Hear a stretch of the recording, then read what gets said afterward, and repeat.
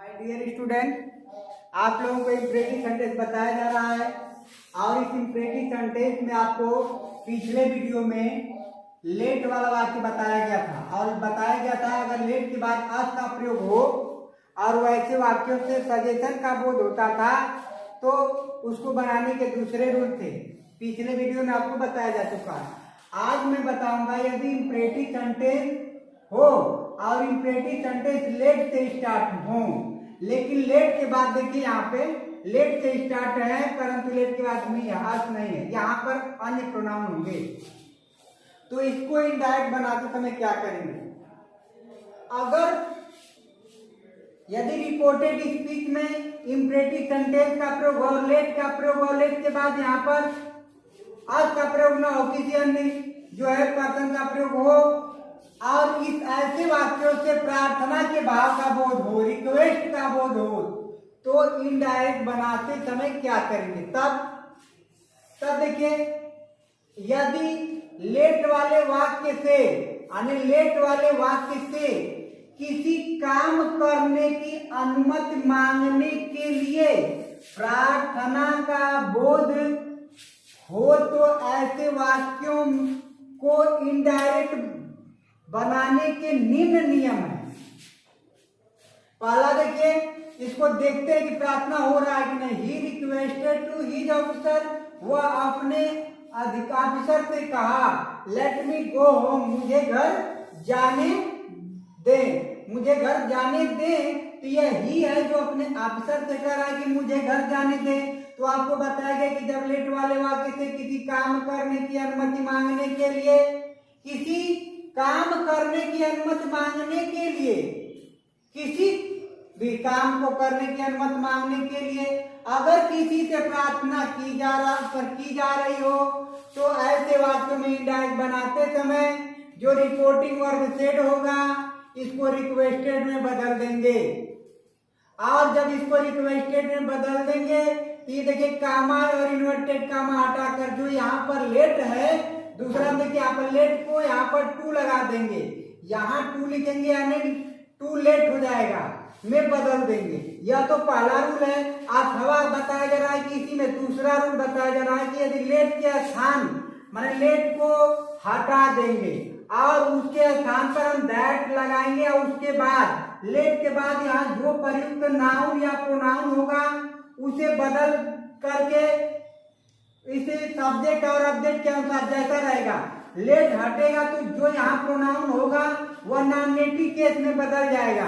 Nominative case में बदलने के बाद उसके बाद माइट बी अलाउड टू लिख करके उसके आगे क्रिया की फर्स्ट फॉर्म का प्रयोग करके इनडायरेक्ट बदलेंगे। तो आपको बताया गया यदि रिपोर्टेड स्पीच में इम्परेटिव सेंटेंस का प्रयोग हो और उससे किसी व्यक्ति से किसी काम को करने की अनुमति मांगने के लिए प्रार्थना की गई हो तो ऐसे वाक्यों में रिपोर्टिंग वर्ब सेड को रिक्वेस्टेड में बदल देंगे। कामा इन्वर्टेड कामा हटाकर यहाँ टू लगा देंगे। ये तो पहली रूल है। देखिए यहाँ पर जैसे ही रिक्वेस्टेड हिज ऑफिसर, अब इसको टू से जोड़ देंगे, लेट रहेगा इसी तरह से लेट। अब यहाँ पर इसके बाद देखिए प्रोनाउन जो है मी या फर्स्ट पर्सन का तो सब्जेक्ट के अनुसार यहाँ पर हो जाएगा हिम, गो होम। अभी बताया गया यहाँ पर देखिए लिखा है अथवा लेट के स्थान पर दूसरा रूल है, अथवा लेट के स्थान पर दैट लगा देंगे अर्थात लेट को हटा देंगे, वहां पर दैट लगाएंगे और दैट के बाद जो नाउन प्रोनाउन यहाँ पर जो रहेगा उसको नॉमिनेटिव केस में बदल देंगे जो प्रोनाउन होगा और जो नाउन होगा तो उसी तरह रहेगा। यानी यहाँ का जो ऑब्जेक्टिव केस है और जब यहाँ दैट से हम जोड़ेंगे तो इसको सब्जेक्ट के रूप में आ जाएगा। जैसे देखिए यहाँ पर ही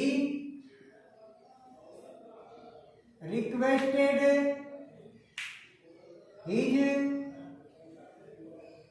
ऑफिसर, अब इसको दैट से जोड़ेंगे, जब दैट से जोड़ेंगे तो लेट को हटा देंगे, इस लेट को हटा देंगे और लेट के बाद प्रयुक्त जो है ऑब्जेक्टिव केस को नॉमिनेटिव केस में बदल देंगे तो यहाँ मी है तो मी का आई होता है, यहाँ पर आई आएगा, परंतु ध्यान रखिएगा प्रोनाउन में चेंजिंग।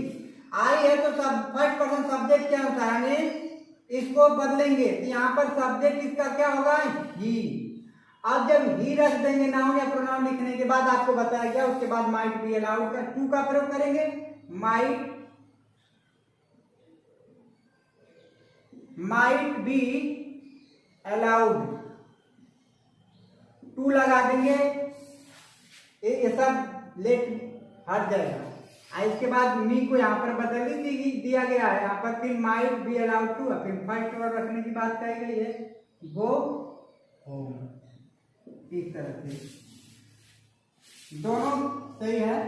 यहाँ पर देखिए पहले ही इसको डबल इन्वर्टेड काउंट दे दिया। Let me pick some flower, the child said to the gardener.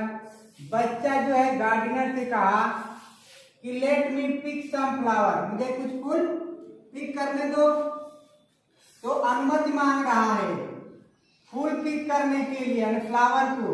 तो जब इनडायरेक्ट बनाएंगे तो भले ही आपका रिपोर्टिंग वर्ब इस साइड हो, लेकिन जब बनाते हैं तो पहले शुरू में ही इसको लिखते हैं पहले द चाइल्ड। अब देखिए यहाँ पर हो जाएगा प्रार्थना के भाव का बोध हो रहा, तो हो जाएगा रिक्वेस्टेड।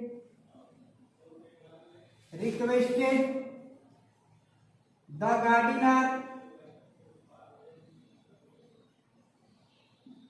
गार्डनर। अब इसको हम टू से जोड़ेंगे, फिर लेट हो जाएगा यहाँ पर।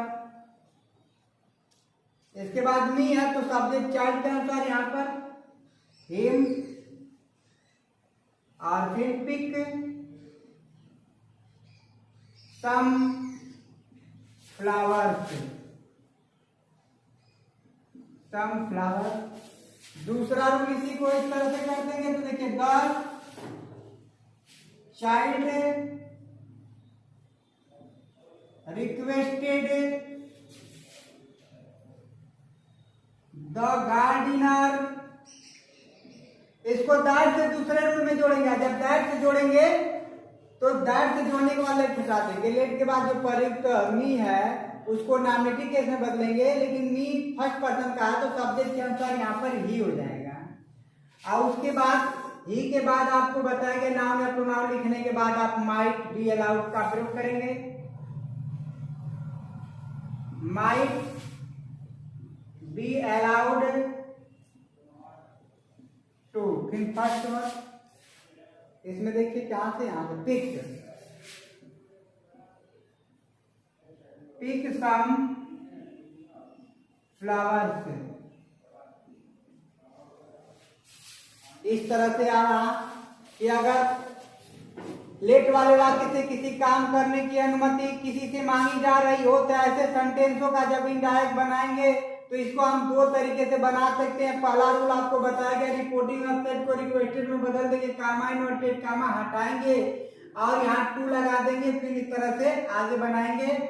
और दूसरे में बताया गया कि रिपोर्टिंग वेबसाइट को रिक्वेस्टेड में बदलेंगे, लेकिन कामा इन्वर्टेड कामा जब हटाएंगे तो वहां दैट लगाएंगे और दैट के बाद लेट को हटा देंगे और लेट के बाद प्रयुक्त नाम ऑब्जेक्टिव केस के प्रोनाउन को नॉमिनेटिव केस के प्रोनाउन में बदलकर उसके बाद माइट बी अलाउड टू लिखेंगे, फिर इस तरह से फर्स्ट वर्ड बनाएंगे। लेकिन इसी में नोट में आपको बताया जा रहा है, इस नोट में इसको जान जाइए, परंतु यदि प्रार्थना या सलाह, चाहे वह प्रार्थना हो या चाहे सलाह हो, यदि लेट देयर बी से प्रारंभ हो, यानी इंपरेटिव सेंटेंस आपका लेट देयर बी से अगर उसमें प्रार्थना या सलाह जो है प्रारंभ हो, तो ऐसे में इसे इनडायरेक्ट बनाते समय दैट देयर शुड बी से ही रिपोर्ट किया जाएगा, अर्थात उसी से ही बनाया जाए तो अच्छा होगा। जैसे देखिए ही सेड, उसने कहा let there be no inquiry into my case. Into my case मेरे मामले में नो इंक्वायरी कोई पूछताछ न किया जाए। और उसने कहा कि मेरे मामले में कोई भी इंक्वायरी न की जाए, इसका मतलब इससे क्या हो रहा है, रिक्वेस्ट हो रहा है, तो यहाँ आप रिक्वेस्टेड लिखिएगा। और रिक्वेस्टेड लिखने के बाद आपको बताया गया कि लेट देयर बी रहेगा तो वहां पर हमको क्या लिखना रहेगा, let there should be, that रहेगा दैट देयर शुड बी, फिर उसके बाद फर्स्ट वर्ड जो भी कुछ रहेगा उसको लिखेंगे, let there should B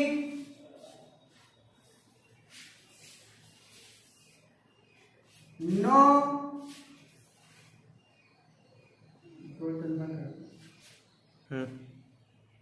there should be no, there should be no inquiry, inquiry into, अब देखिए यहाँ पर माई है तो माई को फर्स्ट पर्सन सब्जेक्ट के अनुसार यहाँ पर हो जाएगा his case। तो इस तरह से आपको बताया गया कि देयर, लेट देयर बी को हम देयर शुड बी में डिनोट करेंगे, मतलब इसे रिपोर्ट कर देंगे तो he requested that there should be no inquiry into his case. उसी तरह से देखिए ही सेड, उसने कहा let there be no talk, बात न किया जाए अबाउट हर, उसके बारे में बात न किया जाए। लग रहा है कि उसके बारे में भैया बात मत करो, जैसे कुछ ऐसा कह देगी जिससे दिक्कत हो जाएगा। अर्थात कहने का मतलब इसमें सलाह दिया जा रहा है कि आप इसके बारे में बात न करें। तो यह जब सलाह के भाव का बोध हो रहा है तो यहाँ पर लिखेंगे advise.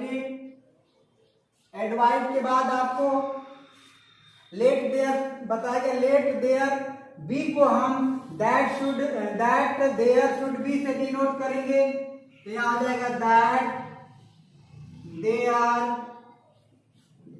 Should be no talk about her. इस तरह से आपका ये होगा। अब देखिए इसी लेट वाले वाक्य में अगर आदेश या कमांड हो तो क्या करेंगे। अगर लेट वाले वाक्य से कमांड होगा तो देखिए क्या करेंगे, यदि लेट वाले वाक्य से किसी को आज्ञा देने के भाव का बोध हो, किसी को आज्ञा देने के भाव का बोध हो, आदेश देने के भाव बोध हो, तो ऐसे वाक्यों को इनडायरेक्ट बनाने के निम्न नियम है। पहला देखिए रिपोर्टिंग वर्ब जो सेड होता है उसको हम ऑर्डर्ड में बदल देंगे और लेट को हटा देंगे, अर्थात लेट के स्थान पर दैट लिखते हैं, अनलेट को हटा देंगे, वहां दैट लिखेंगे। उसके बाद जो नाउन प्रोनाउन रहेगा उसको लिखेंगे, उसके बाद शुड का प्रयोग कर और जो उसमें वर्ब दिया रहेगा उसको फर्स्ट फॉर्म लिख करके अन्य शब्दों को उसके बाद लिख देंगे। तो देखिए इसका मतलब the officer said to his clerk, अफसर अपने क्लर्कों से कहा, लिपिकों से कहा कि let no one come late. No one माने कोई नहीं, लेट आए तो क्या दे रहा है, क्या बोध हो रहा है कि कोई लेट ना आए। अधिकारी उसका कह रहा है इसलिए आदेश के भाव का बोध हो रहा है। तब रिपोर्टिंग वर्ब सेड को हम द ऑफिसर ऑर्डर में, आदेश के भाव का बोध हुआ तो ऑर्डर में हो गया। उसके बाद हिज क्लर्क, इसको हम अब बताए हैं यहाँ पर आपको कि लेट हटाएंगे और वहीं पर दैट का प्रयोग करिएगा और उसके बाद यहाँ जो नाउन प्रोनाउन रहेगा उसको लिखेंगे। देखिए नो वन है तो नो वन में कोई चेंजिंग नहीं होता, उस पर नो वन। उसके बाद आपको शुड रखना है, शुड रखेंगे शुड। उसके बाद फर्स्ट हम कम लेट। आप देखिए इसका राजा कहा let the man B set free, माने उस व्यक्ति को छोड़ दिया जाए, उस व्यक्ति को बी सेट फ्री कर दिया जाए। तो राजा क्या करेगा, यहाँ पर ऑर्डर देगा। तो जब ऑर्डर देगा तो इसको हम ऑर्डर में बदलेंगे, ऑर्डर ही होगा। यहाँ पर भी लिख दिया गया पहले ही, आदेश के भाव का बोध होगा। कामा नोटेड कामा हटा करके आपको दैट का प्रयोग करने के लिए कहा गया, लेट को हटा देंगे। और उसके बाद यहाँ नाम प्रोनाउन जो रहेगा यहाँ पर लिखेंगे। इसके बाद आपको शुड रखना है। शुड के बाद first verb B set free. इस तरह से आपका जो है इम्परेटिव सेंटेंस का इनडायरेक्ट समाप्त हुआ। Thank for watching this video.